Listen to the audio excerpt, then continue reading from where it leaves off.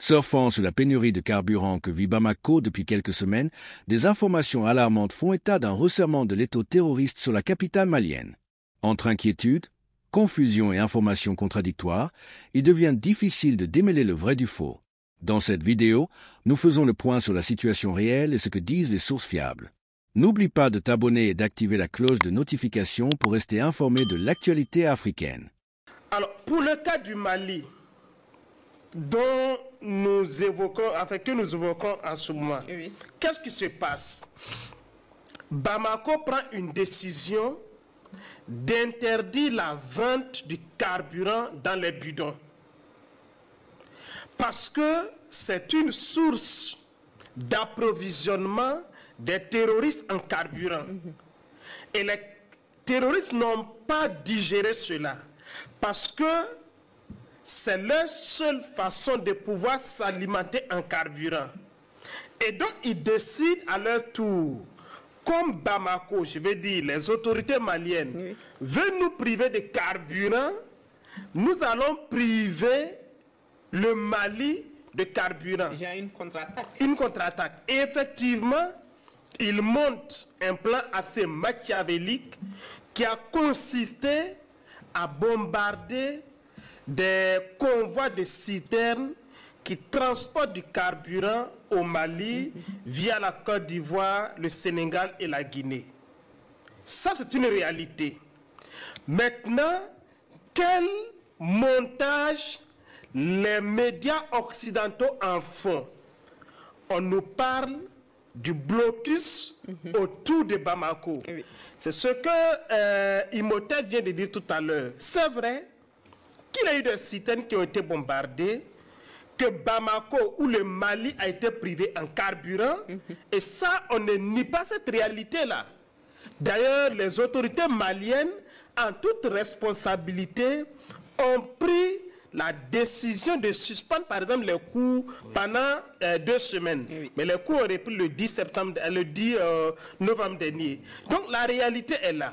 Sauf que quand on dit que c'est un blocus autour de Bamako, les faits ont été amplifiés. Amplifiés et faire en sorte que ceux qui vivent hors de Bamako aient l'impression que le Mali est devenu invivable. Mais ils ne se limitent pas là. Oui. Dans leur campagne d'intoxication, ils arrivent même à allier à leur cause des Africains. Et non des moindres, même des institutions africaines, comme l'Union africaine, dont le président va jusqu'à demander une intervention de la communauté internationale pour rétablir une certaine quiétude au Mali. Voyez-vous comment nous, Africains, parfois, sommes les dindons de la farce dans cette histoire. Alors, merci, Monsieur Nebier. Nous avons aussi participant à l'émission du côté du Mali, Monsieur Badi Aïdara. Alors, comment vous, du côté du Mali, vous vivez cette campagne de désintoxication, il le disait, cette foultitude de fake news qui s'abat actuellement sur le Mali? Alors, nous prenons ça avec énormément de recul parce que nous vivons la situation. Nous avons nos proches à l'étranger qui nous appellent à l'armée dans les différents pays, que ce soit en Occident, au Sénégal, hors de l'AES, qui ne connaissent pas la situation, qui nous appellent inquiets, qui imaginent une situation d'apocalypse. Effectivement, c'est des choses que nous prenons avec énormément de recul parce que, vous savez, on l'a dit, l'école a repris le lundi.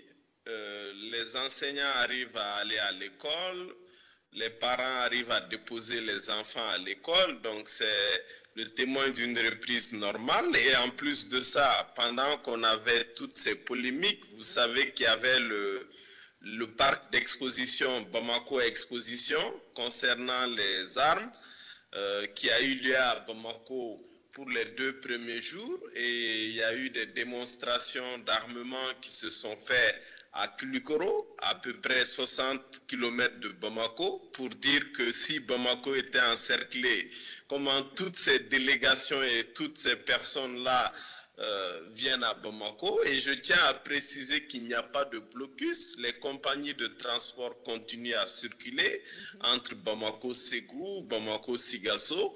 Il y a eu à un moment donné des tentatives de créer une psychose.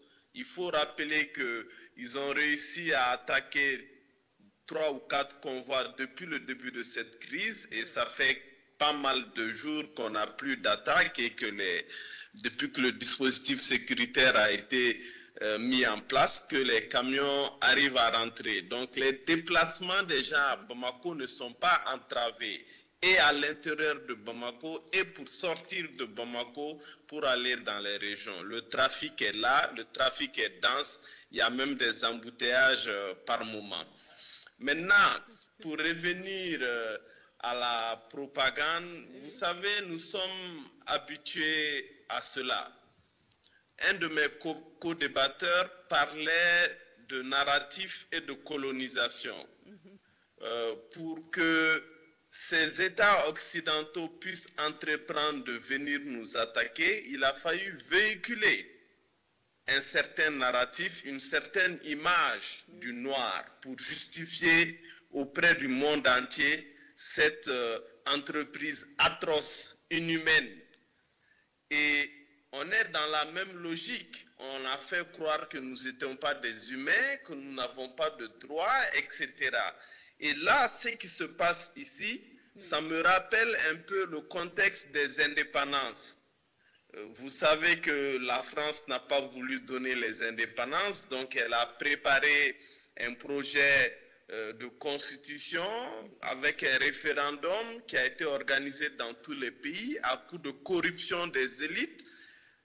Et dans cette logique-là, un certain nombre de pays ne voulaient pas de cette tutelle. C'était une indépendance sous tutelle. Et les pays qui ont osé à l'époque refuser de rentrer dans cette logique, ben, il fallait les donner des leçons. Il fallait montrer au monde entier que si vous n'êtes pas d'accord avec la logique occidentale, eh bien, rien ne se passera de bien pour vous, et il fallait donner une leçon.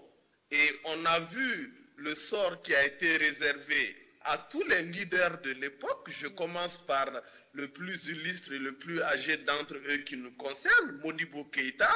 On a vu Sékou Touré, et plus tard, dans les années 80, on a vu l'illustre Thomas Sankara, que son âme repose en paix et continue à inspirer les Africains du monde entier. On a vu ces cas-là, toujours avec pour objectif de dire, mais attendez, vous qui n'êtes pas d'accord avec nous, les Occidentaux, eh bien, nous sommes la seule voie pour votre salut. Et quand on a des pays de l'AES qui décident de faire cette guerre seuls, c'est l'occasion pour moi de rendre hommage à l'ensemble des forces armées de l'AES qui se battent nuit et jour pour que nous puissions tenir ces débats-là dans de bonnes conditions, que RTB puisse bien fonctionner, que nos pays fonctionnent correctement. L'enjeu est très important parce qu'il faut se rendre compte quand même que si nous réussissons à démontrer à tous les pays africains et les pays de l'Amérique latine qui sont dans les mêmes situations que l'homme noir est capable de se défendre lui-même, de ramener la paix, qu'est-ce que vous croyez qui va se passer? Tous les pays vont faire de même. Je vous rappelle que la majorité des pays africains font face à des crises de rébellion, de terrorisme et de sécession. Et jusqu'à aujourd'hui, aucune réponse collective africaine n'a pu aboutir. Eh bien, la réponse collective africaine qui est en train de prendre un bon chemin, mettez-vous à la place de ceux qui ont des intérêts. Ils vont vouloir arrêter ce élan. Et ils mettront des moyens extraordinaires pour cela, parce que les enjeux sont énormes. Peut-être que je ne sais pas si je pourrais revenir sur ces enjeux économiques et financiers, mais les enjeux sont énormes.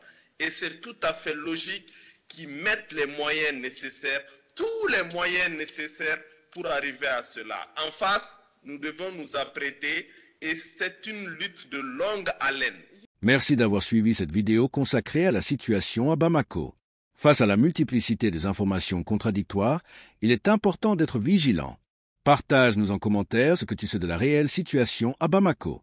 À bientôt sur ta chaîne préférée pour un nouveau débrief de l'actualité africaine